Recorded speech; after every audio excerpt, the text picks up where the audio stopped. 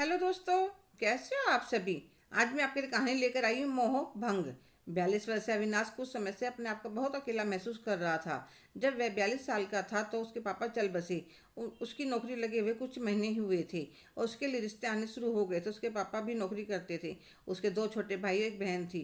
पापा की नौकरी से और इंश्योरेंस से जो पैसे मिले, मैंने और मम्मी ने सलाह करके एक मकान ले लिया, क्योंकि अभी तक पापा को रहने के लिए कंपनी की तरफ से फ्लैट मिला हुआ था। वह खाली करना था। 3-4 महीने हुए थे। उसके बाद फिर दोबारा मेरे रिश्ते की बात चलने लगी, तो मैंने मम्मी से कह दिया कि अभी मेरे ऊपर बहुत जिम्मेदारी है, पहले मैं वह पूरी करूँगा, फिर शादी के बारे में सोचूंगा। शायद मम्मी भी समझ रही थी कि अगर बेटे की शादी हो गई, बहू बेटे की कमाई पर हक जता दिया, तो वह बाकी बच्चों की पढ़ाई लिखाई सारा खर्चा कैसे संभालेगी। इसलिए उन्होंने भी बेटे के ऊपर ज़्यादा ज़बरदस्ती नहीं करी। अविनाश में उसके भाइयों में कई कई साल का अंतर था और बहन तो उससे 12 साल छोटी थी। अविनाश ने घर की बागडोर अच्छी तरह से संभाल ली थी। कुछ समय लगा, सब अच्छी तरह से चलने लगा। उससे छोटे वाला भाई पढ़ाई पूरी करके नौकरी लग गया।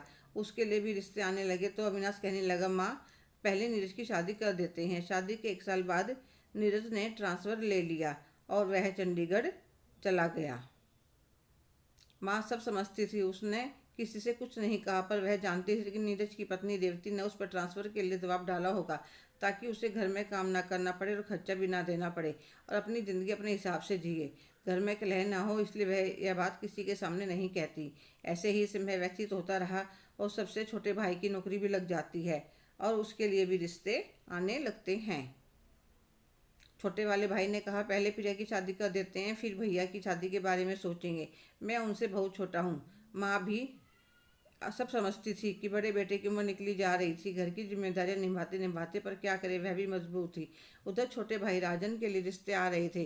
वे प्रिया के लिए भी रिश्ता देख रहे थे। प्रिया राजन से 2 साल छोटी थी। प्रिया का एक बहुत ही अच्छे घर में रिश्ता हो गया। नीरज तो मेहमानों की तरह आया, पर राजन और अविनाश ने अपनी जिम्मेदारी बखूबी निभाई। 38 साल की उम्र में अविनाश के लिए रिश्ता मिलना बहुत मुश्किल था, इसलिए एक अच्छा सा रिश्ता आते ही राजन की शादी भी कर देते हैं। राजन की शादी को कुछ ही महीने हुए थे कि एक दिन उसकी माँ चल बसी। अभी तक अविनाश को अपनी माँ का सहारा था। घर में आता तो उनके पास बैठ जाता था, बोलने के लिए माँ थी घर में, पर अब वह बहुत अकेला हो गया था। राजन, उसकी पत्नी निशा अविनाश का ध्यान रखते थे। 2 साल के बाद राजन के यहाँ बेटा हो जाता है। अब अविनाश को निशा को कुछ काम कहते हुए शर्म आने लगते कि एक तो वैसे ही छोटा बच्चा, ऊपर से मैं परेशान करूँ, अच्छा नहीं लगता। उसके साथ के सारे लड़के शादी करके सेटल हो चुके थे, सबके अपने परिवार थे। सब अपने परिवारों के साथ घूमने फिरने जाते थे। नीरज और प्रिया दोनों भाई बहन की नज़र हमेशा अविनाश की सैलरी पर रहती थी कि राजन के तो मज़े हैं, भाई की सारी सैलरी वही इस्तेमाल करता है। और दोनों में से कभी भी कोई 2 दिन के लिए अपने पास अपने घर नहीं बुलाता था कि भाई आपकी छुट्टी है तो आप यहाँ मिलने आ जाओ या हमारे साथ घूमने फिरने चलो। अविनाश प्रिया को 30,000 पर खूब देता था, फिर भी प्रिया का लालच बढ़ता ही जा रहा था। कुछ दिनों से अविनाश को अपने ऑफिस में काम करने वाली सुमन उसे अच्छे लगने लगी थी। सुमन भी मन ही मन अविनाश को पसंद करती थी, पर दोनों पहल करते हुए डर रहे थे। सुमन की उम्र भी 40 के आसपास की थी।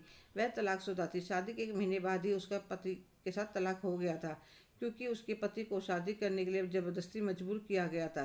वह किसी और लड़की को पसंद करता था, पर बाद में वह तलाक लेकर उस लड़की से शादी कर लेता है।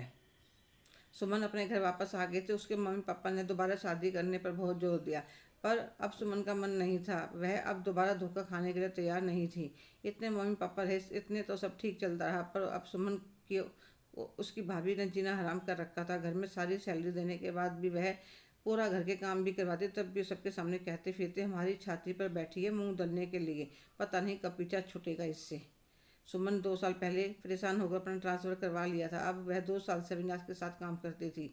धीरे धीरे जान पहचान हुई, फिर दोनों एक दूसरे को पसंद करने लगे, पर कहने की हिम्मत किसी की नहीं हो रही थी। एक दिन सुमन की सहेली और अविनाश का दोस्त उनको अपने साथ कॉफ़ी पर ले जाते हैं। दोनों को आमने सामने बिठाकर कहते हैं, हम जानते हैं कि तुम दोनों एक दूसरे को पसंद करते हो और कहते हुए हिचक रहे हो, चलो हम दोनों यहाँ से जाते हैं, तुम आपस में बातें करो। फिर वहाँ से चले जाते हैं। अब सुमन और अविनाश आमने सामने बैठे थे।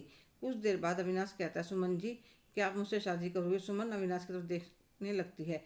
कि एकदम से शादी के लिए प्रपोज कर दिया और वह शर्म से आंखें झुका लेती है। अब दोनों धीरे धीरे आपस में खुलने लगे थे।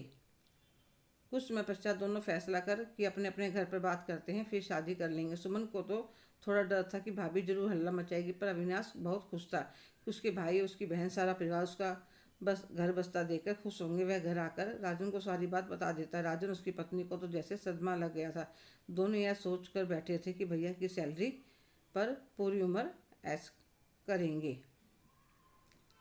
राजन का चेहरा देखकर विनाश कहता है, क्या हुआ राजन, तुम्हें खुशी नहीं हुई? नहीं भैया, ऐसी कोई बात नहीं, मैं नीरज को और पीरा को फ़ोन करके बता देता हूँ और उन्हें घर पर बुला लेता हूँ, फिर आपस में सलाह कर लेते हैं। ठीक है राजन। नीरज और पीरा के पास फ़ोन करता है और उन्हें घर आने के लिए कहता है। दोनों आते ही अविनाश के ऊपर भड़क जाते हैं।